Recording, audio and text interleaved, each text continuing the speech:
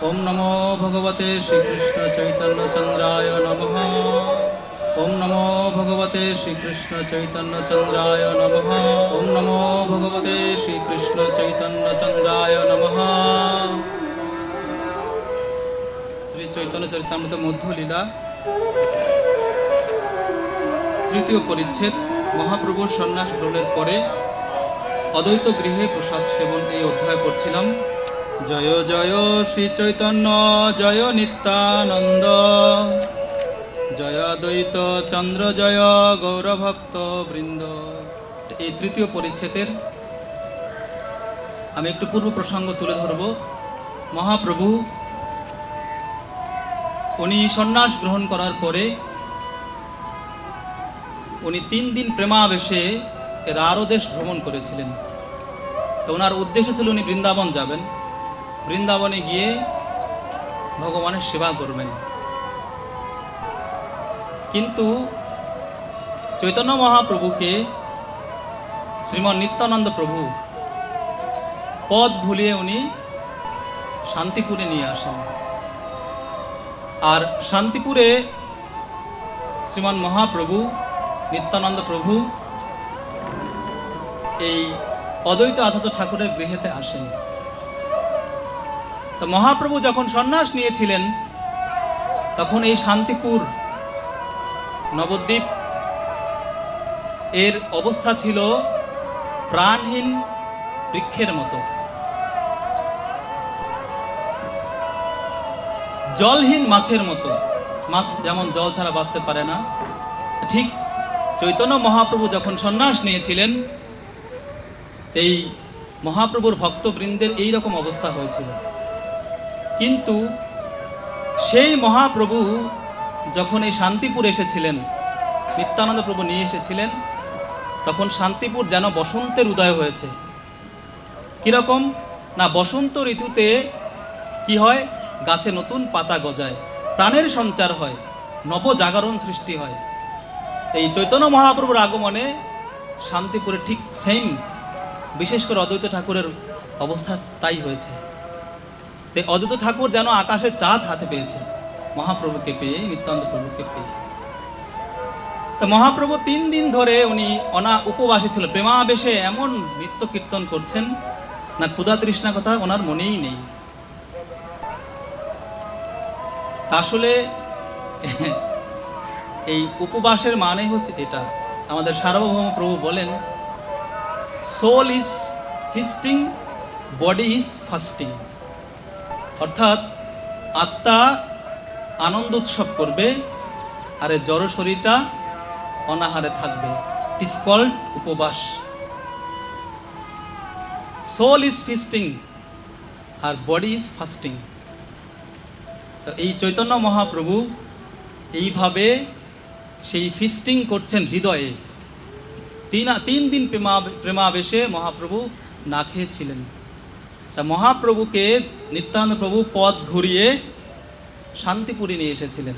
শান্তিপুর আসার পরে উনি অদ্বৈত আচার্য ঠাকুরের গৃহে উপনীত হন। তো এই অদ্বৈত আচার্য ঠাকুরের গৃহে যখন মহাপ্রভু এসে উপনীত হন নিত্যানন্দ প্রভু সহ, তখন এই অদ্বৈত ঠাকুরের স্ত্রী মালিনী দেবী, না নামটা মনে আসছে না, সীতা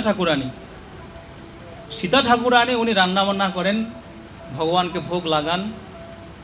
সেই ভোগ লাগানোর সিস্টেম আপনারা কালকে শুনেছেন, আমাদের অনেক সুন্দর করে আলোচনা করেছেন শ্রীপাদ কৃষ্ণ প্রভু। 3 পারস সাজিয়েছিলেন, ধাতব পাত্রে আর 2টা কলা পাতাতে। তো কেন উনি এই 3 পাত্রে সাজালেন, তা প্রভুপাদ খুব সুন্দর ব্যাখ্যা দিয়েছেন যে না, কৃষ্ণ হচ্ছেন মহাপ্রভু আর সেই বলরাম উনি হচ্ছেন নিত্যানন্দ প্রভু।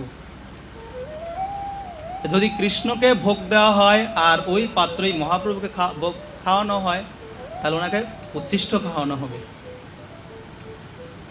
আবার যদি বলরাম হচ্ছেন বড় কৃষ্ণের থেকে, ওই দ্রব্য ওই প্রসাদ খাওয়ানো হয় নিত্যানন্দ প্রভুকে, তাহলেও সেটা ঠিক নেই। এই জন্য 3 পাত্র করেছেন, 3টা পারস করেছেন।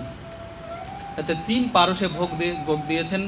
ভোগ লাগানো শেষে এবার ভোগ দর্শনার্থী করার জন্য নিমন্ত্রণ দেওয়া হলো। তখন মহাপ্রভু নিত্যানন্দ প্রভুকে নিয়ে এই অদ্বৈত ঠাকুরের গৃহে প্রবেশ করেছেন। এবার ওনাদেরকে আসন দিয়েছেন, বসতে দিয়েছেন। মহাপ্রভু সেই প্রসাদ অন্ন দেখে অনেক স্তুতি করেন, অনেক মহিমা কীর্তন করেন প্রসাদের, এবং যিনি রন্ধন করেছেন তার। তা এরপরে মহাপ্রভু যখন খেতে দিবেন মহাপ্রভুকে, তখন বলছিলেন যে এত আইটেম কী জন্যে? তো তখন ওইখানে অদ্বৈত ঠাকুরের সঙ্গে মহাপ্রভুর কথোপকথন হয়। তো এক পর্যায়ে নিত্যানন্দ প্রভু বলছেন যে আমি 3 দিন ধরে উপবাস আছি, আজকে পারণ ভাঙবো, উপবাস ভেঙে ফেলবো। তো কত আমার অভিলাষ ছিল, অনেক বেশি খাবো, কিন্তু অদ্বৈত ঠাকুর যা রান্না করেছে আমার এক গ্রাসও হবে না। তো এই যে শুরু হয়ে হলো প্রসাদ খাওয়ার সময় কোন্দল, মানে তাদের একটা কলহ। তো আচার্যরা বলছেন এটা কলহ মানে জড়জাগতিক কলহ নয়, এটা হচ্ছে প্রেম কলহ।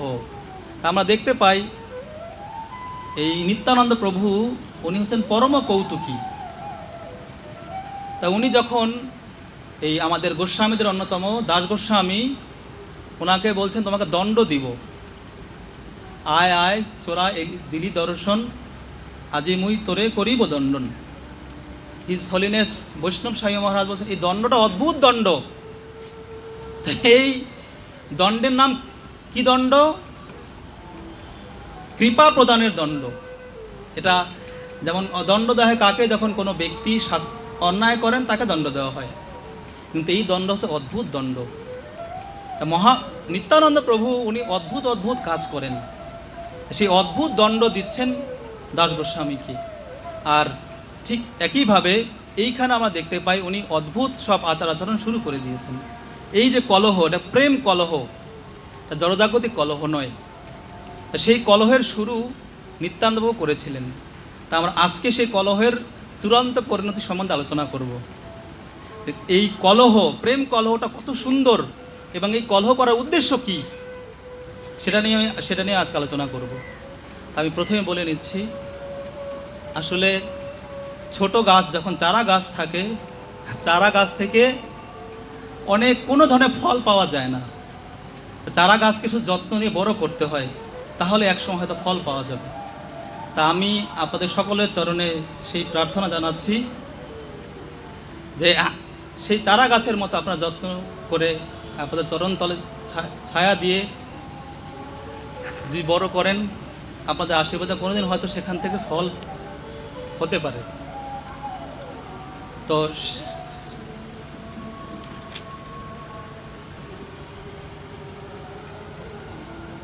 তো আমরা 85 নম্বর শ্লোক থেকে শুরু করব। ভ্রষ্ট অবদূত তুমি উদর ভরিতে, সন্ন্যাস লইয়াছ বুঝি ব্রাহ্মণ দণ্ডিতে। কি বলছে অদ্বৈত ঠাকুর? বলছেন এখানে তুমি ভ্রষ্ট অবদূত, তুমি উদর ভরণ করার জন্য মনে হয় সন্ন্যাস নিয়েছ, আর কি কাজ করার জন্য? আর আমার মতোই ব্রাহ্মণ, গরিব ব্রাহ্মণদেরকে দণ্ড দেওয়ার জন্য। তা আসলে যদি কেউ সাধারণভাবে এই শব্দ শোনে, তাহলে মনে হবে যেন এই অদ্বৈত ঠাকুর এই নিত্যানন্দ প্রভুর নিন্দা করছেন। কিন্তু আসলে দেখব এটা আসলে নিন্দা না, এটা নিন্দার ছলে স্তুতি, নিন্দার ছলে প্রশংসা, নিন্দার ছলে প্রকৃত তথ্য উদ্ঘাটন। কি বলছে? ভ্রষ্ট অবদূত তুমি, না তুমি ভ্রষ্ট, অর্থাৎ তুমি ভালো অবদূত নও, বা তুমি অবদূতের যে আচরণ সেটা তুমি করছো না। কেন ভ্রষ্ট অবদূত বলছেন? না, অবদূত শব্দের অর্থ শিল ভক্তি সিদ্ধান্ত সরস্বতী ঠাকুর প্রভুপাদ উনি খুব সুন্দর অর্থ করেছেন। শব্দটা হচ্ছে ব ধয় দীর্ঘকার ত। উনি শিল ভক্তি সিদ্ধান্ত প্রভুপাদ এই অবদূতের সংজ্ঞা দিয়েছেন এরকম করে, স্বরে অতে লিখেছেন উনি করুণানিধি, আর বতে উনি করেছেন অসমর্থ ব্যক্তি, যেটা শ্রীমদ্ ভগবদ্ গীতা কৃষ্ণ বলছেন, নান্যত পরতর কিন্তি দস্তি ধনঞ্জয়।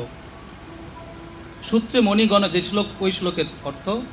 আর ধু হচ্ছে যিনি জড় বন্ধন মুক্ত, আর তিন হচ্ছেন পরম তত্ত্বজ্ঞাতা। এই রকমভাবে এই অবধূত শব্দের শিলা ভক্তি সিদ্ধান্ত সরস্বতী ঠাকুর প্রভুপাদ অর্থ করেছেন। অতে হচ্ছে করুণানিধি, বতে হচ্ছে অসমর্থ ব্যক্তি, অর্থাৎ যার সমানও কেউ নয় বা তার ঊর্ধ্বেও কেউ নয়, অসমর্থ ব্যক্তিত্ব। আর ধু হচ্ছে জড়, যিনি সম্পূর্ণ জড়বন্ধন মুক্ত, অর্থাৎ ত্রিগুণের অতীত, যাকে বলা হয় চৈতন্য চৈতন্য ভাষায় তুরীয় অবস্থা বা বিশুদ্ধ সত্য অবস্থা। আর ত শব্দের অর্থ করছেন পরম তত্ত্বজ্ঞাতা। তো এইখানে এই হচ্ছে অবধূতের সংজ্ঞা। তা আমরা এই ভোজন কলহ বা ভোজনের সময়ে এই অদ্বৈত ঠাকুর আর এই নিত্যানন্দ প্রভুর যে প্রেম কলহ, এখানে আমরা এই কয়টা গুণ, সব কয়টা গুণ আমরা দেখতে পাবো। যে করুণানিধি কীরকম এই নিত্যানন্দ করুণানিধি, করুণার সমুদ্র উনি, কীভাবে উনি অসমর্থ ব্যক্তিত্ব, কীভাবে উনি জড়বন্ধন মুক্ত, কীভাবে উনি সমস্ত তত্ত্বজ্ঞাতা। এই প্রেম কলহ এই ভোজন লীলার সময় যে প্রদর্শন করেছেন, সেইখানে সব কয়টি গুণ প্রদর্শিত হয়েছে। তো এই হচ্ছে শিলা ভক্তিসিদ্ধ প্রবোধ অর্থ করেছেন। আর এক উপনিষদে স্বয়ং ভগবান নারায়ণ ব্রহ্মা জিজ্ঞাসা করেছেন, প্রভু অবধূতের সংজ্ঞা কী? সেই সময়ে এই ভগবান নারায়ণ ব্রহ্মাকে সেই অবধূতের লক্ষণ বর্ণনা করেছেন, বা অবধূত যিনি তার কোয়ালিটি কী সেটা বর্ণনা করেছেন। তো প্রথম বলছেন যে উনি শুদ্ধ সত্ত্বে অধিষ্ঠিত, দ্বিতীয়ত তার চিত্তে সদা সর্বদা শ্রীকৃষ্ণ বিরাজমান থাকে। তা আমরা দেখতে পাই নিত্যানন্দ প্রভুর তার হৃদয়ের মধ্যে সবসময়ের জন্য এই শ্রীকৃষ্ণ চৈতন্য অথবা কৃষ্ণ স্বয়ং ছিলেন, এবং উনি সবসময়ের জন্য তুরীয় অবস্থা, শুদ্ধ সত্য অবস্থান করতেন। কেন? তাহারও দ্বিতীয় দেহ শ্রী বলরাম, এই কৃষ্ণের দ্বিতীয় দেহ অর্থাৎ অভিন্ন প্রকাশ হচ্ছে বলরাম, আর সেই বলরাম হচ্ছে এই নিত্যানন্দ গোসাই। তো এইখানে যে বলছেন অদ্বৈত ঠাকুর বলছেন তুমি ভ্রষ্ট অবধূত। কেন উনি ভ্রষ্ট? না, একজন অবধূত বা পরমহংস সন্ন্যাসীর যেইভাবে আচরণ করার কথা, যেভাবে ওনার লোকাচার বলুন আর লৌকিক আচার বলুন আর বৈদিক আচার বলুন, এবং সন্ন্যাস আশ্রমের যে রীতিনীতি, তিনি কোনোটাই করছেন না। যেহেতু উনি করছেন না, সেই জন্য ওনাকে বলছে তুমি ভ্রষ্ট অবধূত, ভ্রষ্টাচার, তুমি সঠিক অবধূত নও। এটা হচ্ছে নিন্দার শব্দ বা ওই রকম অর্থ, কিন্তু প্রকৃত অর্থে এই অদ্বৈত ঠাকুর এখানে নিত্যানন্দ বর্ণনা স্তুতি করেছেন কি না, তুমি হচ্ছে যথার্থ অবধূত, তুমি যথার্থ অবধূত। কেন? এরপরে আমরা পাবো কেন উনি যথার্থ অবধূত। তো এরপরে বলছে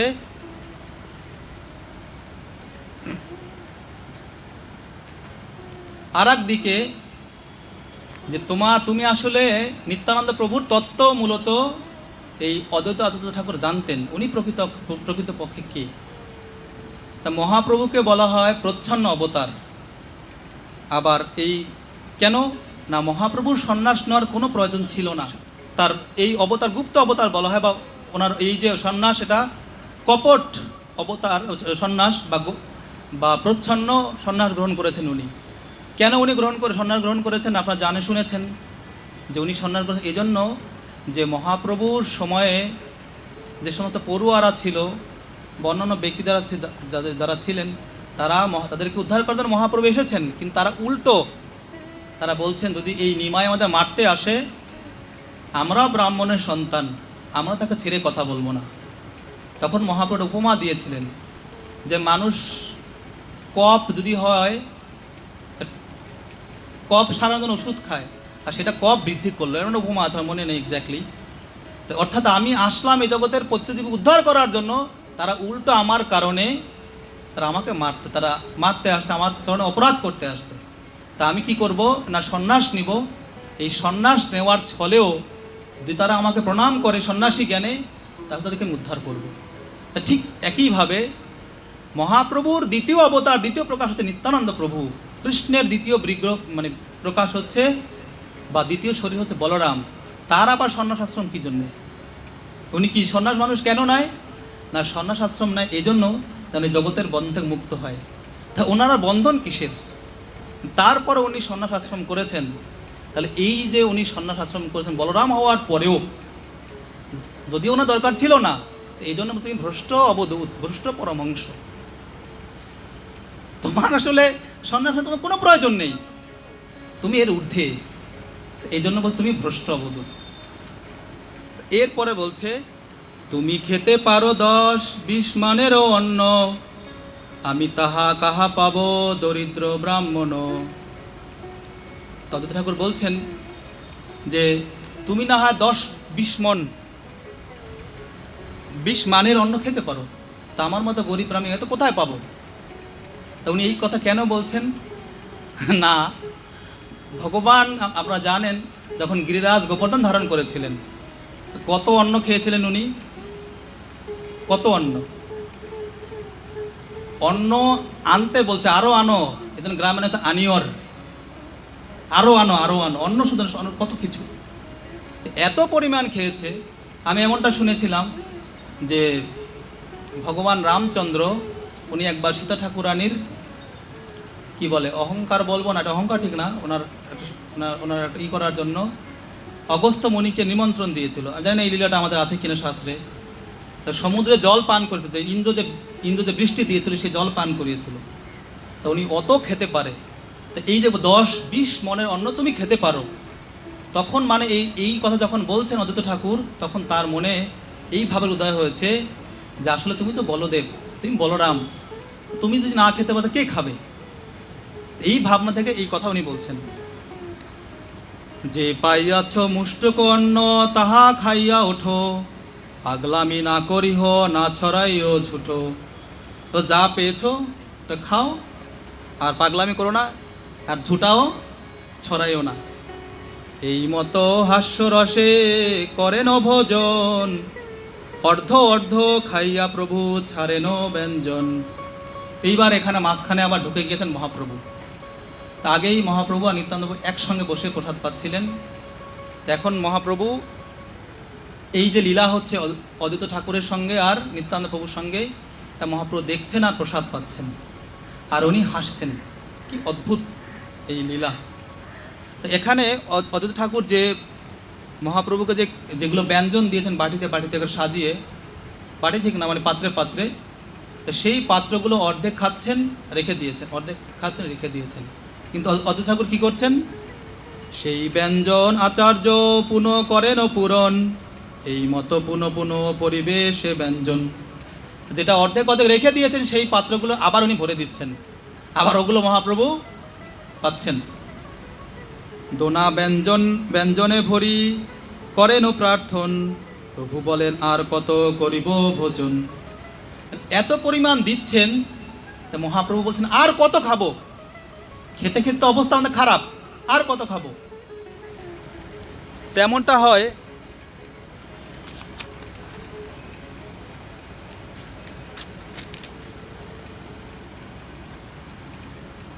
যে দেখবেন বিশেষ করে গ্রাম অঞ্চলে প্রচারে গেলে, যখন ভক্তরা প্রচারে যায়, তখন কোনো বাসায় তাকে প্রসাদ পেতে দেওয়া হয়, তখন ভরপেট তো চলেই, তারপরে বলছে প্রভু একটু নেন, একটু নেন,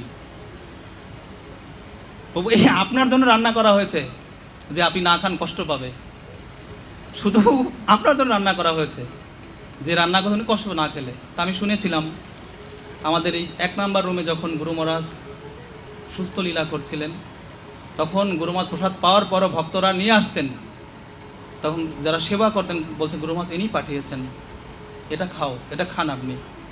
যদিও ওই খাবারটা গুরু মহারাজের খাওয়া নিষেধ ছিল, তখন গুরু মহারাজ কী করতেন? তার রক্ষার, তার সম্মান, তার কৃপা করার জন্য হোক বা যেভাবে হোক তা গ্রহণ করতেন। তা আমাকে ঈশ্বরপ্রভু বলছিলেন আমাদের পরমার্থ গুরুদেব এবং বিষ্ণুপদ ছিল ভক্তিস্বরূপ স্বামী গুরু মহারাজ, উনি একবার আমাদের এই মন্দিরে এই রিসেন্ট উনি কত লাস্ট দীক্ষা হলো মনে হয় 15 সালের দিকে এরকম হবে হয়তো, মানে এইবার তার আগেরবার যখন দীক্ষা অনুষ্ঠান হলো ওই সময় উনি প্রসাদ পরিবেশন করছেন, তখন অনেক প্রসাদ গুরু মহারাজ পেয়েছেন। তো এরপরে বলছেন যে আমাকে একটু আলু ভাজি দাও, তা আমাদের বলছে আমাকে একটু আলু ভাজি দাও, তা উনি আলু ভাজি নিয়েছেন। আবার যখন উনি দুধ মানে দুধ প্রসাদ পাওয়ার শেষে যখন দুধ পাবেন, তখন ঈশ্বরবাবু বলছেন যে গুরু মহারাজ দুধ পান করেন। বলছে আর কত খাবো, অনেক তো খেয়েছি, তো তুমি যখন দিয়েছো ভালো করে দাও, খেয়ে নেই। আমাদের গুরু মহারাজরা, আমাদের বৈষ্ণবরা এত কৃপালু, তো মহাপ্রভু তার ওনারা তার নিজের লোক, এই জন্য এই মহাপ্রভু এই কথা বলছেন কি, যে আর কত খাবো, খেতে খেতে অবস্থা খারাপ। তারপরে বলছে, তো এই কথা শুনে অদ্বৈত ঠাকুর বলছেন, আচার্য কহে যে দিয়াছি তাহা না ছাড়িবা, এখন যে দিয়ে তার অর্ধেকও খাইবা। তা বলছে তোমাকে যা দিয়েছি সমস্যা নেই, ওটা কোনোটা ফেলবে না, আর এখন যা দিব ওটা অর্ধেক খাবা, তা বাকি অর্ধেক কী করবো, রেখে দিবা। নানা যত্ন দৈন্যে প্রভু করাইল ভোজন, আচার্যের ইচ্ছা প্রভু করিলা পূরণ। এইভাবে অনেক যত্ন সহকারে অদ্বৈত আচার্য ঠাকুর এই দুই ঠাকুরকে, অর্থাৎ আমাদের দুই ঠাকুর নিত্যানন্দ প্রভু আর মহাপ্রভু দুজনকে প্রসাদ পান অনেক যত্ন সহকারে এবং অনেক দৈন্যের সহিত। এটা আমি শুনেছিলাম, আমাদের সুন্দরকান্তি প্রভু আমাদের বলছিলেন একবার, অনেক আগের, আমাদের এক গুরু ভাই বোন আছেন, ওনারা বান্দুরার দিকে মেবি, তো ওনারা নাকি একবার প্রসাদ পেতে গিয়েছেন ওনাদের বাসায়, তো ওনারা অন্ন ব্যঞ্জনাদি রান্না করেছেন, তো সেই সামনে রেখে তারা অত বিনয়ভাবে দৈন্যভাবে ওনাদের কাছে প্রার্থনা করছেন। আমি বহু কাছে শুনে নেবেন আপনারা, অত বিনয়ভাবে তারা রান্না করেছেন, অত দৈন্য করে তাদেরকে প্রসাদ পাওয়ালেন। তো এখান থেকে বোঝা যায় যে আসলে ওই কালচারটা ওইখান থেকে এসেছে, অরিজিন ওখান থেকে, এখনও সেই কালচার এখন আমাদের বাংলাদেশে প্রচলিত আছে। যখন কোনো বাসায় ভক্তের প্রসাদ পাওয়া, অত বিনয়ভাবে অত দৈন্য করে যত্ন করে প্রসাদ পাওয়ায় ভক্তদেরকে, এটা অকল্পনীয়। কারণ এই শিক্ষা মহাপ্রভুর পার্শ্বদবৃন্দ থেকে তারা পেয়েছেন। এবং উনি নাকি যখন মায়াপুরে যান, সেই আমাদের গুরু ভাই বোন, ওনাদের গুরু মহাজন ওনারা অত কিছু নিয়ে যান, ওনাদের মানে লাগেজ খুবই ছোট, কিন্তু গুরু মহাজন অনেক বড়। গুরু মহাজ অনেক, আপনারা জানেন যারা অনেক গুরু যে মুড়ির মোয়া পছন্দ করেন বা তিলের নাড়ু পছন্দ করেন, ওনারা অনেক কিছু করে নিয়ে যান, ওনারা অত ভালোবাসেন গুরুদেবকে। তো এই অদ্বৈত ঠাকুরও ঠিক তাই রোল প্লে করছেন অ্যাজ লাইক গৃহস্থ। একজন গৃহস্থ হিসাবে কীরকম করা উচিত একজন ভক্তদের প্রতি, সেই শিক্ষা এই অদ্বৈত আচার্য ঠাকুর দিচ্ছেন। এবং এই শিক্ষা আমাদের প্রত্যেক ভক্ত, গৃহস্থ ভক্তরা আমি দেখেছি তারা পালন করে, অত বিনয় অত দৈন্যের সহিত তারা প্রীতিভরের ভক্তদের প্রসাদ পাওয়ায়। তো এরপরে বলছেন, তো এখান থেকে এখানে বলছেন, নিত্যানন্দ কহে আমার পেট না ভরিল, লইয়া যাহ তোর অন্ন কিছু না খাইল। আগে আমরা শেষ করেছিলাম কোত্থেকে, যে এখানে বলছে, নিত্যানন্দবাবু বলছিলেন এখানে যে আমি ভাবছিলাম যে আজকে 3 দিন পরে আমি উপবাস ভাঙব, এবং সেই উপবাস ভাঙবো কী দিয়ে, অনেক খাবো। তো দেখেন কীরকম অন্ন খেয়েছে মহাপ্রভু, খেতে খেতে বলছে আর কত খাবো, আর কত খাবো। তা এইখানে তো অত খাওয়ার পরেও নিত্যানন্দবাবু বলছেন, কি বলছেন, তুমি যা খাওয়াইলা আমার পেটই ভরেনি, এক কোণা পড়ে আছে, একটা কি বলে প্রকোষ্ঠ ভরছে, কিন্তু বাকি সব ফাঁকা, কিচ্ছু নেই। তো এত পরিমাণ খাওয়ার পরেও উনি এই কথা বলছেন। তো এই কথা শুধু বলছে না, কি বলছে, এত বলি এক গ্রাস ভাত হাতে লইয়া, উছালি ফেলিল আগে যেন ক্রুদ্ধ হইয়া। শুধু এটা বলছে না, তোমার অন্ন আমার পেট ভরে, নেও না, নিয়ে এই অন্ন নিয়ে ফেরত নাও, খাবো না, শুধু এটা বলছে না, বলছে হাতে 1 গ্রাস অন্ন নিয়েছে আর উঠেলো ছুঁড়ে মারছে যেন ক্রুদ্ধ হইয়া, যেন ক্রুদ্ধ হইয়া। এখানে উপমা ব্যবহার করেছেন, যেন ক্রুদ্ধ হইয়া, আসলে ক্রুদ্ধ নয়, কিন্তু মনে হচ্ছে যেন ক্রুদ্ধ হচ্ছেন উনি। কি বলছেন, ভাত 2 চারি লাগি আচার্যের অঙ্গে, ভাত সঙ্গে লইয়া আচার্য নাচে বহু রঙ্গে। অবধূতের ঝুঠা লাগিল মোর অঙ্গে, পরম পবিত্র মোরে কইল এই ও ঢঙ্গে। এইখানে হচ্ছে মূল কথা। তা অদ্বৈত ঠাকুর যখন নিত্যানন্দ প্রভু এই যেন ক্রুদ্ধ হয়েছেন, ক্রুদ্ধেও বা রাগ হয়েছেন, এইরকম বিহেভিয়ার করে উনি এরকম অন্ন ছুঁড়ে মারছেন, আর কয়েক 4-5টা অন্ন গায়ে লেগেছে কার? অদ্বৈত ঠাকুরের। আর অদ্বৈত ঠাকুর সেই অন্ন যখন গায়ে লেগেছেন, উনি প্রেমাবেশে নৃত্য কীর্তন করেছেন, নাচতে শুরু করে দিয়েছেন, আর বলছে যে অবধূতের এই ঝুঠা আমার গায়ে লাগছে আর আমি পবিত্র হয়ে গিয়েছি। তো এইখানে শিলা প্রভুপাদ খুব সুন্দর তাৎপর্য করেছেন। তাৎপর্যটা পড়ি, আপনারা দয়া করে শুনুন। যিনি সমস্ত বিধিনিষেধের ঊর্ধ্বে, তিনি হচ্ছেন অবধূত। কখনো কখনো সন্ন্যাসীর বিধি নিষেধ অনুশীলন না করে নিত্যানন্দ প্রভু উন্মাদ অবধূতের মতো আচরণ করতেন। তিনি তার উচ্ছিষ্ট ছুরি ফেলেছিলেন এবং তা অদ্বৈত আচার্য প্রভুর গায়ে লেগেছিল। অদ্বৈত আচার্য প্রভু তাতে মহা আনন্দিত হয়েছিল, কেননা নিজেকে স্মার্ত সম্প্রদায়ভুক্ত মনে করে তিনি মনে করেছিলেন যে নিত্যানন্দ প্রভুর উচ্ছিষ্টের প্রভাবে তিনি সব রকম কলুষ থেকে মুক্ত হয়ে পবিত্র হয়েছেন। শুদ্ধ বৈষ্ণবের উচ্ছিষ্টকে বলা হয় মহাপ্রসাদ, মহাপ্রসাদ, এবং তা সম্পূর্ণ চিন্ময় এবং বিষ্ণু সদৃশ, তা কোনো সাধারণ বস্তু নয়। শ্রী গুরুদেব বর্ণাশ্রমের অতীত পরমহংস স্তরে অধিষ্ঠিত।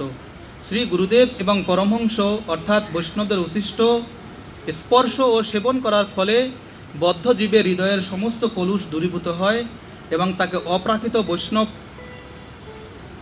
অপ্রাকৃত পরমহংস দাস্যরূপ শুদ্ধ ব্রাহ্মণত্বে প্রতিষ্ঠিত করে।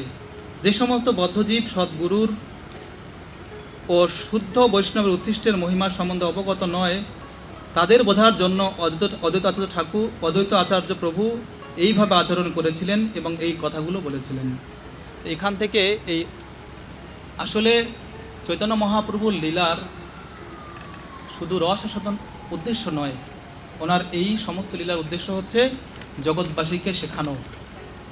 না, উনি শেখানোর জন্য এসেছেন এবং নিজের রস আস্বাদন করার জন্য এসেছেন।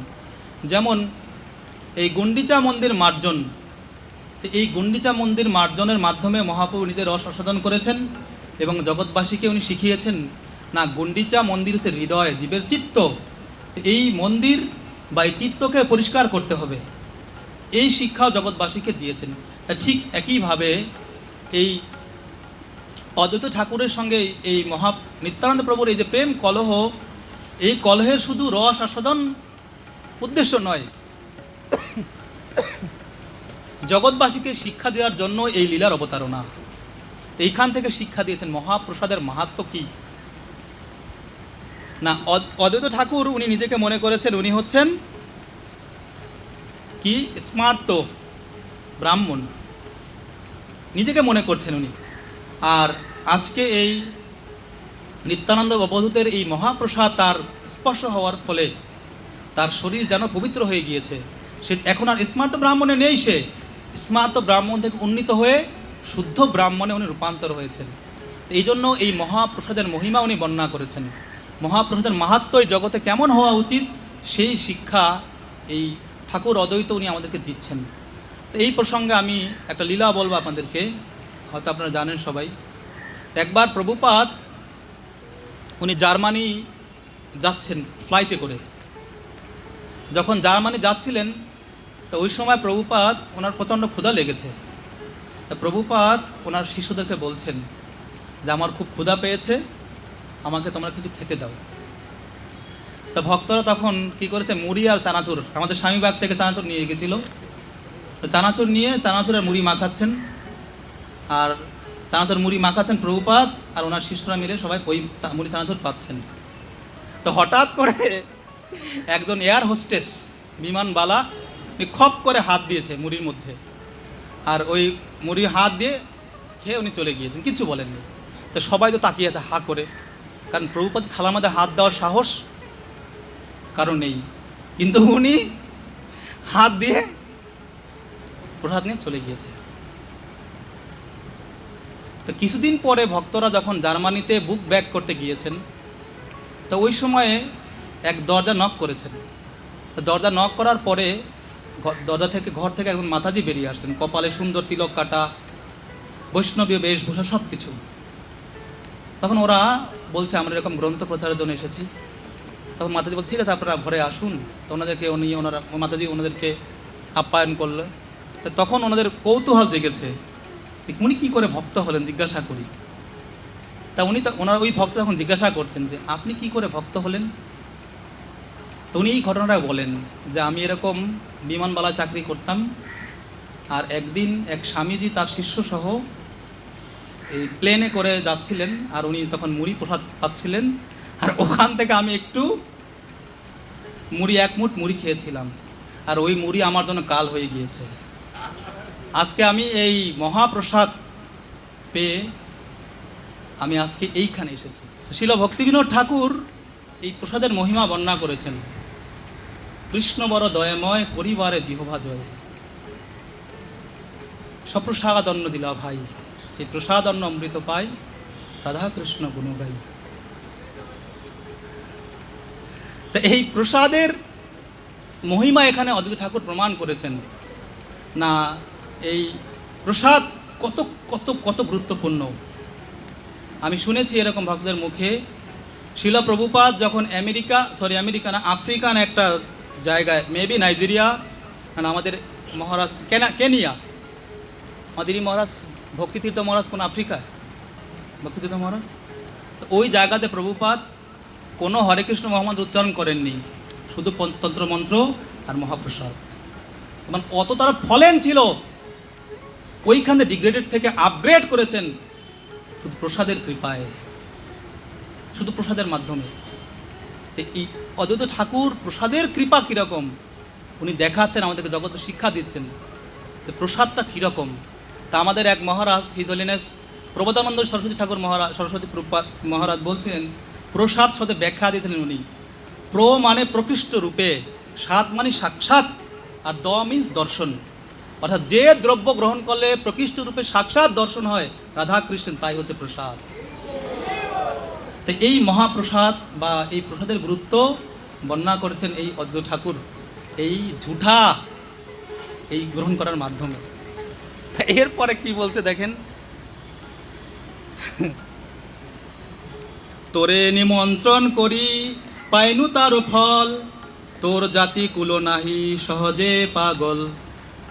এখানে তুইতে চলে গিয়েছে, তুমি থেকে তুই। অদ্বৈত ঠাকুর বলছেন, এখানে আরেকটা শব্দ আছে, আমি শব্দের ব্যাখ্যা করবো একটু। বলছে যে পরম পবিত্র মোরে কইল এই ঢঙ্গে। এটা অনেক গুরুত্বপূর্ণ একটা বিষয়। ঢং শব্দের অর্থ ছল। তো ভক্তরা এই জড়জগতের বিষয় লোকদেরকে বিভিন্ন ছলে বিভিন্ন ঢঙে তারা কৃপা করতে চায়। আসলে প্রসাদ শব্দের অর্থ আর এক অর্থ হচ্ছে কৃপা। তাই এখানে রোল প্লে করছেন নিত্যানন্দ প্রভু আর অদ্বৈত আচার্য ঠাকুর। যেন অদ্বৈত আচার্য ঠাকুর একজন সাধারণ গৃহস্থ, আর প্রচারক ভক্ত হচ্ছে নিত্যানন্দ প্রভু। তাকে কী করে এলিভেট করা যায়, তাকে কী করে কী বলা যায়, আপগ্রেড করা যায়, সেই শিক্ষা দিচ্ছে। তা আমরা দেখতে পাই ভক্তরা বিভিন্ন ছলে বলে কৌশলে বিষয়ী ব্যক্তিকে কি করে তারা এই ভগবানের প্রসাদ, ভগবানের কৃপা পাওয়ানো যায়, সবসময় তারা ব্যস্ত, সবসময়ের জন্য বিভিন্ন রকম ছল তারা করে। এই অদ্বৈত ঠাকুরকে এরকম ছল করে ক্রোধের ছলে অন্ন ছুঁড়ে মারছে, যেন অন্নর স্পর্শে তার কৃপা হয়। এজন্য ভক্তরাও এই নিত্যানন্দ প্রভুর আদর্শ অনুসরণ করে তারাও বিভিন্ন ছলে কৌশলে একজন বিষয়ী ব্যক্তি যাকে সহজে প্রসাদ ভোজি বানানো যায় না, তাকেও করুণা করেন বিভিন্ন ছল করে। তাই তার একটা দৃষ্টান্ত এই অদ্বৈত ঠাকুর দেখালেন। এরপরে ৯৭ নম্বর শ্লোকে বলছে, তোরে নিমন্ত্রণ করি পাইনু তার ফল, তোর জাতি কুল নাহি সহজে পাগল। তো এখানে আসলে আপাত দেখে মনে হচ্ছে নিত্যানন্দ প্রভু নিন্দা করছে, যে বলছে যে বুঝেছি তোমারে আমি নিমন্ত্রণ করে কি ভুলটা নাই করেছি, তোমারে নিমন্ত্রণ করে আমার ভুল হয়ে গিয়েছে, তোমাকে নিমন্ত্রণ দেওয়ার ফল আমি পাচ্ছি। তোমার কোনো জাতিকুল নেই, আর তুমি হচ্ছে পাগল। তাই এই নিন্দার কত সুন্দর ব্যাখ্যা দিয়েছেন আমাদের আচার্যরা, যে তোমার কোনো কিনে জাতি কুল নেই। জাতি কার হয়? যার জন্ম হয়। যার জন্ম হয় না তার জাতিকুল হয় না। কেন? আমার জন্ম হয় কোনো একটা জাতিতে, বা কোনো একটা গৃহে, বা কোনো একটা জাতিতে, বা কোনো একটা বংশে। তা ভগবান, সাক্ষাৎ ভগবান হচ্ছে নিত্যানন্দ প্রভু, তার আবার জন্ম আছে নাকি? ভগবান কৃষ্ণ ভগবদ্ গীতায় 4th অধ্যায় 6 নম্বর শ্লোকে বলছেন, অজ অপি সন্ন বায়ু, যে যদিও আমি জন্মরহিত, আমার জন্ম হয় না। তা যার জন্মই নেই তার জাতি আসবে কোত্থেকে? অদ্বৈত ঠাকুর প্রকারান্তে তার তত্ত্ব বর্ণনা করছেন যে আসলে তোমার জন্ম নেই, তুমি অজ। আর তোমার কি জাতি নেই, তোমার কুলও নেই, তুমি কোনো কুল নেই। আর তুমি কি সহজে পাগল। পাগল মানে কি? পাগল মানে কৃষ্ণ প্রেমে পাগল। তা আপনারা দেখবেন এর পরের চ্যাপ্টার মেবি, অথবা এর তারপরের অধ্যায় আছে সাক্ষী গোপাল। এই যে এপিসোড, এই সাক্ষী গোপাল এই অধ্যায়ে গোপালের মানে না, এই যে এরপরে অধ্যায় মাধবেন্দ্র পরিপাদের লীলাতে ওইখানে বর্ণনা করছেন গোপালের প্রতি সহজাত প্রীতি ব্রজবাসীদের, এই কৃষ্ণের প্রতি ব্রজবাসীদের স্বাভাবিক প্রীতি। তো এই সহজে পাগল শব্দের অর্থ দ্বারা বুঝিয়েছেন তোমার কৃষ্ণের প্রতি, তুমি ব্রজবাসী, তোমার কৃষ্ণের প্রতি স্বাভাবিক প্রীতি, স্বাভাবিক প্রেম, সেই প্রেমের বশত তুমি পাগলামি করো। তো এইখানে এটা আমার জন্য, এই যে কথাটা, তোর জাতিকুল নাহি সহজে পাগল, তো এটা আমাদের জন্য শিক্ষা দিচ্ছেন যে তোমরাও এরকম বৈষ্ণবদের, শুদ্ধ ভক্তদের যারা পরমহংস স্তরের, তাদের জাতিকুল বিচার করো না। যদি জাতিকুল বিচার করো তাহলে তোমার অপরাধ হয়ে যাবে। তো এক শ্লোকে বলছে, মনে হয় পদ্মপুরাণে, যে বিষ্ণু শিলাকে কখনো শিলা বলে মনে করা উচিত নয়, শ্রী গুরুদেবকে কখনো নরবৎ বলে মনে করা উচিত নয়, আর বিগ্রহকে পুতুল ভাবা উচিত নয়, মাটির পুতুল ভাবা উচিত নয়। আর ঠিক একইভাবে বৈষ্ণবদের জাতিকুল বিচার করা ঠিক নয়। যদি বৈষ্ণব জাতিকুল বিচার করা হয়, এটা আরও বড় ধরনের অপরাধ, তাকে মনুষ্য বুদ্ধি করা হয়। তাই অদ্বৈত ঠাকুর আমাদেরকে শিক্ষা দিচ্ছেন যে তুমি কখনো কোনো শুদ্ধ ভক্তকে এই জাতি বুদ্ধির আন্ডারে ফেলো না। তা আমাদের মধ্যে এক সময়, আমি জানি না এখন আছে কি নেই, তো এরকম অমুক মহারাজ দেশি, অমুক মহারাজ বিদেশি, এরকম জাতি বুদ্ধি করা হতো। এখান থেকে তাদের শিক্ষা নেওয়া উচিত, আমাদের সবার শিক্ষা নেওয়া উচিত যে কখনো, এই অদ্বৈত ঠাকুর আমাদের শিক্ষা দিচ্ছেন, কখনো এরকম জাতি বুদ্ধি করা উচিত নয়। যদি জাতি বুদ্ধি করি তখন আমাদের অপরাধ, বৈষ্ণব অপরাধ হয়ে যাবে, আর বৈষ্ণব অপরাধ হলে সব শেষ। এই শিক্ষা অদ্বৈত ঠাকুর আমাদেরকে দিচ্ছেন।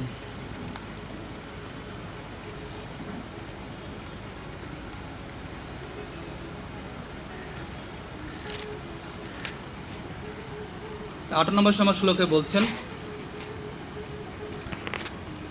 আপনার সমমরে করিবার তরে, ঝুঠা দিলে বিপ্র বলি ভয় না করিলে।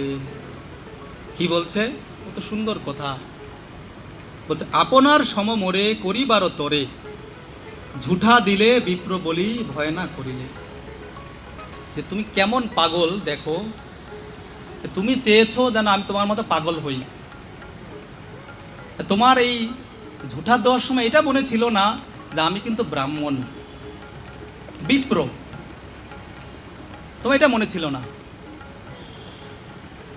বর্ণের মধ্যে আমি শ্রেষ্ঠ, তোমার এটা মনে ছিল না। এটা এক প্রকারের নিন্দা আমরা দেখতে পাচ্ছি, কিন্তু প্রকৃত অর্থে এখানে সুন্দর শিক্ষা নিহিত আছে। কি শিক্ষা? বলছে আপনার সম। তো প্রভুপাদ তাৎপর্য করেছেন, তাৎপর্য আমরা পড়ে নিই আমরা একটু। আপনার সম বলতে বোঝানো হয়েছে যে অদ্বৈত আচার্য প্রভু নিজেকে স্মার্ত ব্রাহ্মণ বলে বিবেচনা করেছিলেন, এবং নিত্যানন্দ প্রভুকে পরমহংস স্তরে অধিষ্ঠিত বৈষ্ণব বলে বিবেচনা করেছিলেন। তাই তিনি বলেছিলেন যে নিত্যানন্দ প্রভু তাকে পরমহংস বা শুদ্ধ বৈষ্ণবের স্তর উন্নীত করানোর জন্য তাকে তার উচ্ছিষ্ট দান করেছিলেন। এই উক্তির মাধ্যমে অদ্বৈত আচার্য প্রভু প্রতিপন্ন করেছেন পরমহংস বৈষ্ণব অপ্রাকৃতিক স্তরে অধিষ্ঠিত। শুদ্ধ বৈষ্ণব সকল প্রকার বিধিনিষেধের অতীত। তাই অদ্বৈত আচার্য প্রভু বলেছিলেন, আপনার সমমরে করিবার তরে। শুদ্ধ বৈষ্ণব বা পরমহংস মহাপ্রসাদকে চিন্ময় বলে অনুভব করেন। মহাপ্রসাদকে তারা প্রকৃতিজাত জড়েন্দ্রিয় তৃপ্তিকর ডাল ভাত বলে মনে করেন না। শুদ্ধ বৈষ্ণব দূরে থাকুক, চণ্ডালের মুখভ্রষ্ট প্রসাদও অপবিত্র হয় না। পক্ষান্তরে তার চিন্ময়ত্ব সম্পূর্ণ বজায় থাকে। তাই মহাপ্রসাদ সেবন বা স্পর্শনের ফলে ব্রাহ্মণত্বের কিছুমাত্র অশুদ্ধি স্পর্শ করে না। প্রকৃতপক্ষে এই মহাপ্রসাদ সেবনের ফলে জীব সব রকম জড় কলুষ থেকে মুক্ত হয়। শাস্ত্রে সেই নির্দেশই দেওয়া হয়েছে। তো এইখানে অনেকগুলো কথা বর্ণনা করা আছে যে আপনার সম না, আসলে নিত্যানন্দ প্রভু অদ্বৈত ঠাকুর বলছেন যে তুমি তোমার সমান, অর্থাৎ তুমি যেরকম কৃষ্ণ প্রেমে মগ্ন থাকো, তুমিও চেয়েছো আর তুমি আমাকে চাইছো যেন আমি তোমার মতো এরকম কৃষ্ণ প্রেমে মগ্ন থাকি। সেই জন্য তুমি আমাকে কী করেছো, এই ঝুঠা দিয়েছো। তো এখান থেকে আমার জন্য শিক্ষা, একজন বৈষ্ণব যখন কৃষ্ণ প্রেম প্রাপ্ত হন, যখন উনি হরিকৃষ্ণ ভক্তি যুক্ত হন, তখন ওনার হৃদয়টা খুব কষ্ট পায় যখন দেখে এই জড়জাগতিক মানুষেরা কত কষ্ট পাচ্ছে। তো সেই কষ্ট দেখে তারও ইচ্ছা জন্মে এই বদ্ধ জীবকে যেন সে আমাদের মতো কৃষ্ণ ভক্তি যুক্ত হয় এবং কৃষ্ণ প্রেমে সে আনন্দমগ্ন থাকে, এই ধরনের বাসনা তার জন্মায়। তা এটাই হচ্ছে এই অদ্বৈত ঠাকুরের মনোভাব, যে মহাপ্রভু উনি বোঝাতে চাচ্ছেন যে যেন নিত্যানন্দ প্রভু যেরকম কৃষ্ণ প্রেমে সবসময় মগ্ন থাকেন, উনিও চাচ্ছেন যেন আমরা এরকম মগ্ন থাকি। তো এরপরে বলছেন ঝুঠা দিলে, তো এই পয়েন্ট ঝুঠা, এই পয়েন্ট নিত্যানন্দ প্রভু ধরেছেন যে কি। এরপরে বলছেন কি, নিত্যানন্দ বলে এই কৃষ্ণের প্রসাদ, ইহাকে ঝুঠা কহিলে তুমি কইলে অপরাধ। কি কৃষ্ণের প্রসাদ আর তুমি সেটাকে ঝুঠা বললে, উচ্ছিষ্ট বললে না, তোমার ঠিক তোমার অপরাধ হয়ে গিয়েছে। এটা উচ্ছিষ্ট হয় না কখনো প্রসাদ। আগের তাৎপর্যে প্রভুপাদ খুব সুন্দর কথা বলছেন। আমি 2019 সালে যখন পুরীতে গিয়েছিলাম, আমাদের ভক্তি বৈভব কোর্স করার পরে আমার তারকেশ্বর নিয়ে গিয়েছেন আমাদেরকে, তখন আমরা দেখেছিলাম আনন্দবাজার যখন আমরা প্রসাদ পাচ্ছিলাম, আমাদের সামনেই প্রথমবার আমরা প্রসাদ পেলাম, আবার সেকেন্ড টাইম প্রসাদ পাওয়ার সময় আমি দেখেছি উড়িয়া বৈষ্ণবেরা একজন প্রভুর সামনে এক থালায় প্রসাদ পাচ্ছেন, একদিকে কুকুর খাচ্ছে আর একদিকে উনি খাচ্ছে। তা আমি তখন তারকেশ্বর প্রভুকে জিজ্ঞাসা করছিলাম, প্রভু দেখেন ওদের কত ভক্তি, প্রসাদের প্রতি কত নিষ্ঠা, আর আমাদের তো প্রসাদ কেমন হয়। আমার কথা আমি বলছি যে আলু খেলে আমার ডায়াবেটিস বাড়বে, কিন্তু যখন আলু ভাজি হয় তখন কিন্তু ডায়াবেটিস থাকে না। এটা আমার কথা বলছি, আমি আপনাদের কথা বলছি না। আমার মনে আছে যখন আমি হলে থাকতাম, একদিন আমাদের মেবি সুবিজয় প্রভু, উনি মানে ছানা রান্না করেছিলেন। সুবিজয় প্রভু উনি সুন্দর রান্না করেন। ছানা যখন রান্না করছেন, পায়েস রান্না করছিলেন, তাই আমি দেখলাম ভোগ লাগানো শেষ, মুহূর্তের মধ্যে হাওয়া নেই। কিন্তু আর একদিন বাঙ্গি, গরমের দিনে বাঙ্গি ভোগ লাগিয়েছিল, শুধু গড়াগড়ি খাচ্ছে। 3টা-4টা পর্যন্ত ক্লাস শেষ, তখন দেখি তখনও পড়ে আছে। তো মানে ওটা হাওয়া হচ্ছে না। তার মানে কি, আমরা প্রসাদটাকে প্রসাদ জ্ঞান করছি না। আমার কথা বলছি না, আপনাদের কথা বলছি না, আমরা বস্তু জ্ঞান করছি। এটা হচ্ছে পায়েস, এটা হচ্ছে বাঙ্গি। বাঙ্গি ওটা খাওয়া যাবে না, যেহেতু এটা প্রসাদ পায়েস, এই জন্য ওটা সবার আগে হাওয়া হয়ে গিয়েছে।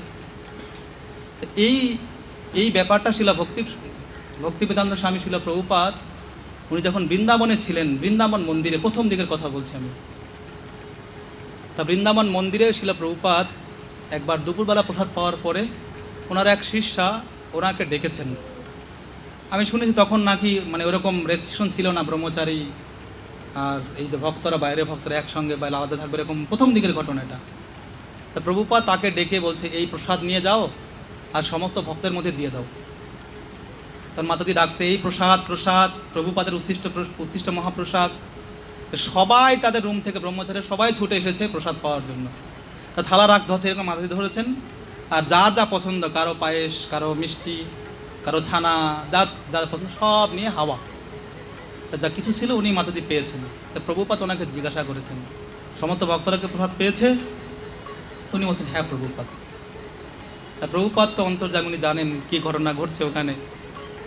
পরের দিন উনি আবার ঠিক আছে এই প্রসাদ নিয়ে যাও। কারণ প্রভুপাদ উনি ওই দিনকে মাধুকরী করেছেন, অর্থাৎ সব কিছু মিক্সড, না মিষ্টান্ন, না মিষ্টি, না চাটনি, না ব্যঞ্জন, কোনো কিছু বোঝা যায় না, সব মিক্সড করেছেন। বলছে এখন নিয়ে যাও। মাতাজি আবার সেই ব্রহ্মচারী বিল্ডিং এসেছেন, আসার পর ডাকছেন এই মহাপ্রসাদ, এই মহাপ্রসাদ। সবাই ছুটে এসেছে, প্রভুপাদের উচ্ছিষ্ট প্রসাদ মহাপ্রসাদ। কারণ উনি ছুটে সবাই যখন দেখছে আজকে আর ছানা আলাদা করা যাচ্ছে না, বা মিষ্টি আলাদা করা যাচ্ছে না, বা চাটনি আলাদা করা যাচ্ছে না, সব একবারে মিক্সড। তখন সবাই যেন মুখটা একটু চুপসে গেছে, বেলুনের মতো, যে যার রুমে চলে গিয়েছে। কয়েকজন নিয়েছে, আর বাকি সবাই সব থালাটা এরকম ভরাই আছে। তা উনি বিপদে পড়ে গিয়েছেন, যদি এখন থালা নিয়ে প্রভুপাদের কাছে যান তা প্রভুপাদ কী ভাববেন। তা উনি তখন চিন্তা করছিলেন কি করব।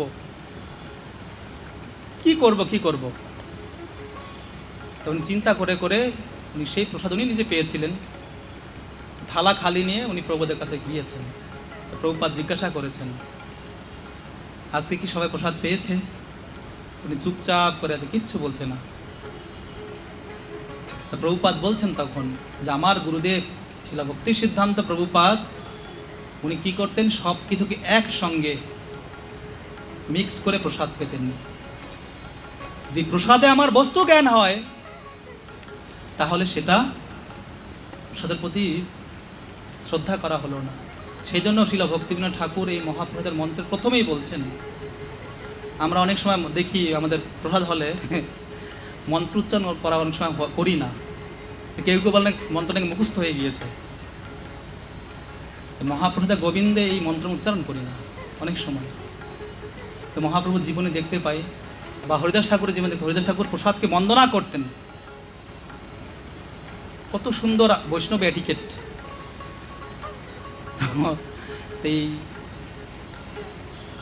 এই মহাপ্রসাদ আমরা এরকম বস্তু জ্ঞান যারা না করি, আমাকে আপনারা সবাই সেই আশীর্বাদ করবেন যে যেটা ভক্তিবিনোদ ঠাকুর বলছেন, আমার আসলে পুণ্য নেই কোনো, যেটা বলছেন মহাপ্রসাদে গোবিন্দে নাম ব্রহ্মণী বৈষ্ণবে স্বল্প পুণ্য বতাং রাজন বিশ্বাস নৈব জায়তে।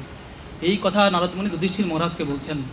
যুধিষ্ঠির, এই চার জিনিসে সহজে বিশ্বাস বা শ্রদ্ধার উদয় হয় না, মহাপ্রসাদ, নাম, ব্রাহ্মণী আর বৈষ্ণব, গোবিন্দ বা কৃষ্ণ ব্রাহ্মণ। তা আপনারা আশীর্বাদ করবেন, কৃপা আশীর্বাদ করবেন যেন আমার সেই প্রসাদের প্রতি ওরকম শ্রদ্ধা জ্ঞান উদয় হয়। তো এইখানে মহাপ্রভু যে পয়েন্ট ধরেছেন, ঝুঠা প্রসাদ কখনো উচ্ছিষ্ট হয় না। তুমি অদ্বৈত ঠাকুর নিত্যানন্দ বলছেন, তুমি বলছো যে মহাপ্রসাদ কৃষ্ণের প্রসাদ, তুমি সেটাকে ঝুঠা বলছো, উচ্ছিষ্ট বলছো, তোমার অপরাধ লেগে গিয়েছে, অপরাধ হয়ে গিয়েছে, আর তোমার এই অপরাধ থেকে মুক্ত হওয়ার কোনো চান্স নেই। তখন অদ্বৈত ঠাকুর বলছে কী করলে হবে? সমাধান বলেছেন নিত্যানন্দ প্রভু, সতেক সন্ন্যাসী যদি করাহ ভোজন তবে এই অপরাধ হইবে খণ্ডন। তা বলছে যে তুমি এই অপরাধে বাঁচতে চাও, তোমাকে আমি বিধান দিচ্ছি, শোনো কি, সতেক সন্ন্যাসী, অন্তত 100 সন্ন্যাসী তুমি ভোজন করাও, তাহলে তোমার এই অপরাধ খণ্ডন হবে। আমাদের কি হাল হবে চিন্তা করুন। এরপরে বলছে আচার্য কহে না করিব সন্ন্যাসী নিমন্ত্রণ, সন্ন্যাসী নাসিল মোর সব স্মৃতি ধর্ম। তা বলছে বহুত হয়েছে, আর বাবা দরকার নাই সন্ন্যাসী নিমন্ত্রণের, তোমার মতো সন্ন্যাসী নিমন্ত্রণ করে আমার যে হাল, যদি আমি শত সন্ন্যাসী নিমন্ত্রণ করি কি যে আমার হবে, এমনিতে আমার এই স্মৃতিধর্ম সব শেষ। স্মৃতিধর্ম মানে কি, তখনকার সময় ব্রাহ্মণেরা তারা স্মৃতিশাস্ত্র, এই স্মৃতিশাস্ত্র অনুযায়ী তারা বেশি করে চলতো, অর্থাৎ বাহ্যিক যে আচরণ শুচিতা বেশি মেনটেন করতো তারা, অভ্যন্তরীণ শুচিতার থেকেও। যেমন আমাদের এখানে জনতার পাশে এখনও একজন ব্রাহ্মণ ছিল, যে ওনাদের বাড়িতে কোনো মুসলমান যেত, আমি দেখেছি ছোটোবেলাতে, ঘর মানে রাস্তাঘাট তারা ওই গোবর ছড়া দিত, প্রয়োজনে লিপ্ত মাটি দিয়ে। তো এইরকম তখনকার সময় নিয়ম ছিল। আর অদ্বৈত ঠাকুরের গায়ে উচ্ছিষ্ট ছুঁড়ে মারছে, তাহলে এটা কেমন হবে? তোমার এই জন্য তোমার কারণে তোমার মতো সন্ন্যাসীকে নিমন্ত্রণ দিয়ে আমার এই সদাচার এই গেছে, তা আমি আর বাবা সন্ন্যাসীর নিমন্ত্রণ দিচ্ছি না। তা আসলে প্রকারান্তরে এই কথা দ্বারা অদ্বৈত ঠাকুর বোঝাচ্ছেন যে না, তোমার মতো সন্ন্যাসীকে পেয়ে আমার আজকে এই যে স্মৃতিশাস্ত্রের যে নিয়ম নীতি যার প্রতি আমরা অত্যাধিক আসক্ত ছিলাম, সেখান থেকে আজকে মুক্ত হলাম। তা এইটা উদাহরণটা এরকম, আপনারা জানেন চৈতন্য মহাপ্রভু প্রথমেই ক্লিন বোল্ড করেছিলেন পুরীতে গিয়ে, প্রথম উইকেট ওনার কে বলেন তো? সার্বভৌম ভট্টাচার্য। এমন বল করেছেন মহাপ্রভু, ক্লিন বোল্ড। অদ্বৈত ঠাকুর এই সার্বভৌম পণ্ডিত। তো এই সার্বভৌম পণ্ডিত ছিলেন সাক্ষাৎ বৃহস্পতির অবতার, আর যিনি কিনা অত এই স্মৃতিশাস্ত্রের প্রতি অগাধ পাণ্ডিত্য, শুদ্ধাচার মেনটেন করতেন। যখন মহাপ্রভুর ইয়র্কার লেন্থের বলে উইকেট স্টাম্প উড়ে গেল, তো একদিন মহাপ্রভু সকালবেলা মঙ্গলাতে প্রসাদ নিয়ে গিয়েছেন এই অদ্বৈত ঠাকুরের বাড়িতে, উনি তখন ঘুমাচ্ছিলেন। তা মহাপ্রভু বলছে, অদ্বৈত এই সার্বভৌম ওঠো ওঠো। তা উনি ঘুম থেকে চোখ মুছতে মুছতে উঠছে, বলছেন নাও কি জগন্নাথের মহাপ্রসাদ, মঙ্গলাতের প্রসাদ। তো অদ্বৈত ঠাকুর তখন মহাপ্রভু কৃপা প্রাপ্ত হয়েছেন, তখন আর কি মুখ ধোবে কি হাত ধোবে কোনো কিছু বিচার না করেই প্রসাদ পাওয়া শুরু করে দিয়েছেন। মহাপ্রভু তখন তাকে খোসা দিচ্ছেন, অদ্বৈত সার্বভৌম তুমি স্নান করলে, মুখ ধুলে না, স্নানও করলে না। তখন খুব সুন্দর কথা বলছেন, কথাটা মনে নেই। অর্থাৎ এ দ্বারা বোঝাতে চাচ্ছি আমি এই যে মহাপ্রভু অদ্বৈত ঠাকুরের এই স্মৃতির যে আচার আচরণ সব কিছু উড়িয়ে দিয়ে শুদ্ধ ভাগবত ভক্তিকে প্রতিষ্ঠা করেছেন। তো এই অদ্বৈত ঠাকুর এর মাধ্যমে বোঝাতে চাচ্ছেন কি না, তুমি তোমার মতো সন্ন্যাসী আমার গৃহে এসে আমার গৃহকে শুধু নয় আমার চিত্তকে পর্যন্ত পবিত্র করে দিয়েছে। আমি আগের সেই বিধি নিষেধের প্রতি খুব অনুরক্ত ছিলাম, সে থেকে মুক্ত হয়েছি। আমি শুদ্ধ ভাগবত ধর্ম, শুদ্ধ ভক্তির প্রতি আমি উদ্গ্রীব হয়েছি। তো এই কথা বলছেন। এইখান থেকে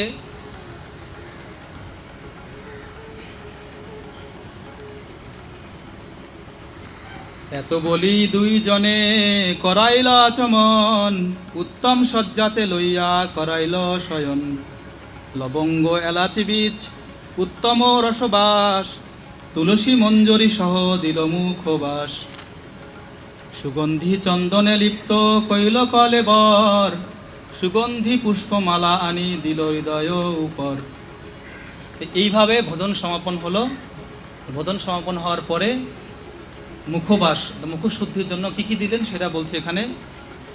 কি বলছে যে লবঙ্গ এলাচির বীজ তুলসী মঞ্জুরি এই দ্রব্য দিয়ে মুখবাস করলেন। আর মুখবাস করার পরে সুগন্ধি চন্দন আর সুগন্ধি পুষ্প ফুলের মালা মহাপ্রভু আর নিত্যান্ত প্রভুকে দিলেন। এবার আসল খেলা। আচার্য কহিতে চাহে পাদ সম্বাহন, সংকুচিত হইয়া প্রভু বলেন ও বচন। এখন তো বিছানায় শুয়ে দিয়েছেন, তা বিছানায় শুয়ে দেবার পা মেসেজ করবে। তো অদ্বৈত ঠাকুরের মনোভাব হচ্ছে এটা, উনি মনে মনে চাচ্ছেন যে আমি একটু প্রভুদ্বয়ের এই চরণ আমি মেসেজ করব। কিন্তু মহাপ্রভু কি বলছেন, অদ্বৈত অনেক হয়েছে বাবা, এবার তুমি থামো, আর তোমার পাদ সম্ভাষণ করতে হবে না। কেন না, মহাপ্রভু অদ্বৈত আচার্য ঠাকুরকে সবসময় গুরু জ্ঞান করতেন। কেন গুরু জ্ঞান করতেন? না, উনি হচ্ছেন যে ঈশ্বরপুরী, অর্থাৎ মহাপ্রভুর গুরুদেব। আর ঈশ্বর পরিপাত, এই ঈশ্বর পরিপাত হচ্ছেন গুরু ভাই কার? অদ্বৈত আচার্য ঠাকুরের। অদ্বৈত আচার্য ঠাকুরের যে গুরুদেব ছিল মাধবেন্দ্র পুরী, ওনার শিষ্য হচ্ছে ঈশ্বর পরিপাত আর হচ্ছে অদ্বৈত ঠাকুর। তো সেই যে গুরু ভাই আর গুরু ভাই কীরকমভাবে দেখতেন? গুরু রূপে দেখতেন। তা আমাদের গুরু মহারাজের নির্দেশনা আছে, আপনারা দেখবেন পারমার্থিক জিজ্ঞাসা বইতে গুরু মহারাজ বলছিলেন যে আমার গুরু ভাইদেরকে তোমরা গুরু জ্ঞান করবে, আমার গুরু ভাইদেরকে তোমরা গুরু জ্ঞান করবে। তো একদিন আমাদের, আমি জানি না কে জানে বলছিলেন, একটা লীলা বলছিলেন, ছিল ভানু স্বামী মহারাজের সঙ্গে আমাদের সুদর্শন প্রভুর অনেক সিনিয়র ভক্ত। তাই উনি ওইখানে গুরু মহারাজ প্রমাণ করেছেন যে উনি শুধু মুখে বলছেন না, বাস্তবে উনি তার প্রমাণ করেছেন যে ওনার গুরু ভাইদেরকে গুরু জ্ঞান করতে বলছেন। তো এইখানে মহাপ্রভু তার শিক্ষা দিচ্ছেন যে অদ্বৈত আচার্য ঠাকুর আর মহাপ্রভুর গুরুদেব একই গুরু শিষ্য সতীর্থ। সেই জন্য মহাপ্রভু এই অদ্বৈত আচার্য ঠাকুরকে গুরু জ্ঞান করতেন, যে গুরু জ্ঞান করে উনি গুরু, তাহলে গুরু কি শিষ্যের পা মেসেজ করবে? তো এই মনে মনে ওনার অভিলাষ উনি বলতে পারছেন না, তো মহাপ্রভু রিজেক্ট করে দিয়েছেন, না এটা হবে না। তা আপনাদের প্রশ্ন হতে পারে এই কথা শুনে, না তাহলে কেন গোবিন্দ তো মহাপ্রভুর গুরু ভাই, তা গোবিন্দকে কেন মহাপ্রভু অ্যাকসেপ্ট করলেন? তা আপনারা ওই এপিসোড পরে দেখবেন, মহাপ্রভু যখন পুরীতে ছিলেন, যখন গোবিন্দ এসেছেন, মহাপ্রভু কিন্তু গ্রহণ করতে চাননি।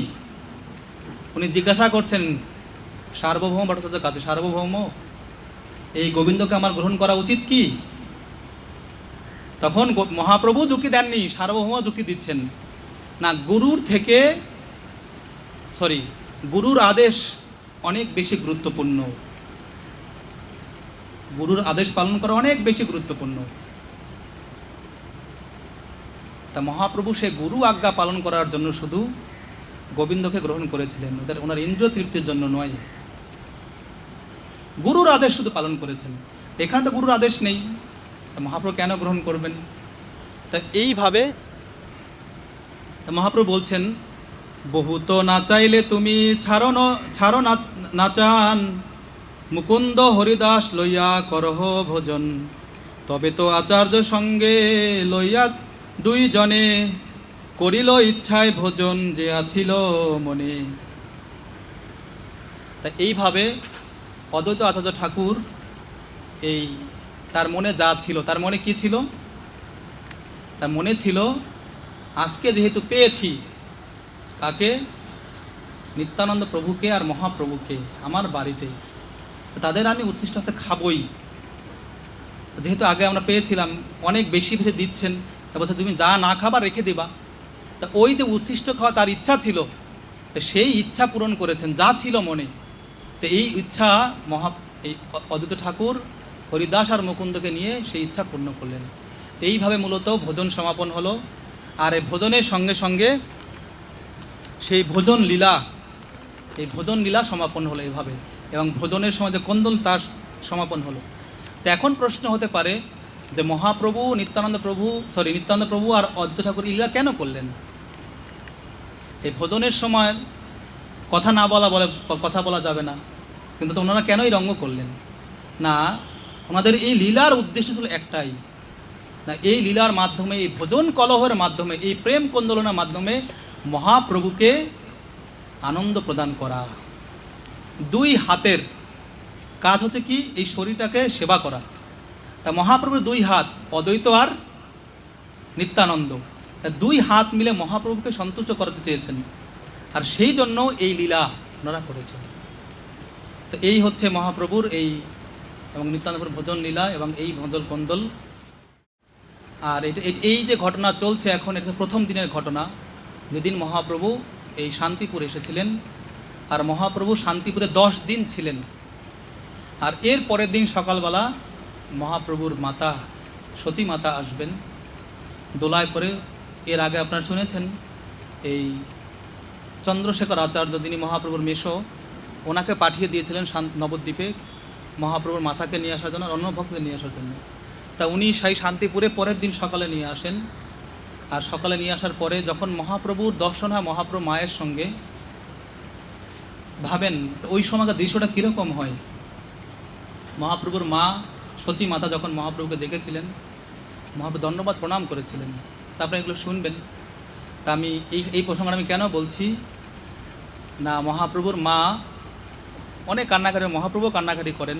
তা বলছি, মহাপ্রভু বলছিলেন যে যদি তুমি চাও মা আমি এই সন্ন্যাসাশ্রম ছেড়ে দেই, তোমার কাছে আসি, তাহলে আমি সেটা করবো, তুমি যা বলো তাই হবে। হরে কৃষ্ণ। আমি আবারও বলতে চাচ্ছি, সেই ছোট